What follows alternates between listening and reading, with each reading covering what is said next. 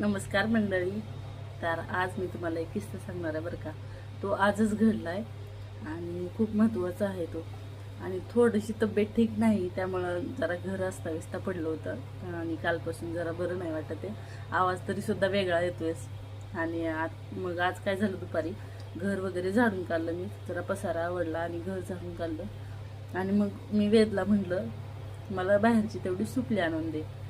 तर तो मला एकदम असा तोंड बनवून म्हणला, मी मुलगी आहे का, मग मला का काम सांगतीस, असं म्हणला.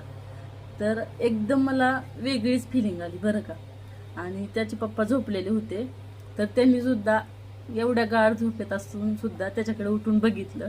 जेव्हा तो म्हणला मी मुलगी आहे का, मग का मला काम सांगितलंस असं म्हणल्यावर बहुतेक त्यांना सुद्धा वेगळं वाटलं असावं, म्हणून त्यांनी उठून त्याच्याकडे बघितलं. आणि आम्ही दोघांनी एक नजर झाली आणि त्याच्याकडे बघितल्यावर तो गेला बाहेर आणि सुपली घेऊन आला.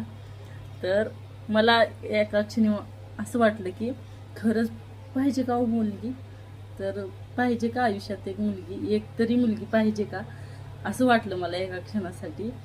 आणि कधी कधी असं वाटतं जेव्हा काही किस्से कानावर येतात बलात्काराचे वगैरे, तर बरं झालं आपल्याला देवाने मुलगी नाही दिली, असं वाटतं की आपण सुखी आहोत असं वाटतं. त्या तर किती लहान लहान मुलींवरती अत्याचार होतात हे बघून कधी कधी वाटतं की बरं झालं नाही. पण असे काही क्षण येतात, फक्त मुलंच असतात, तेव्हा असे काही क्षण येतात की त्या क्षणाला वाटते आपल्याला पाहिजे होती का हो मुलगी, असं वाटतं मला. तर यावरती तुम्हाला काय वाटते मला कमेंट करून सांगा. असायला पाहिजे होती का मुलगी. तर खरंच मला एकदम वेगळी फिलिंग आली बरं का.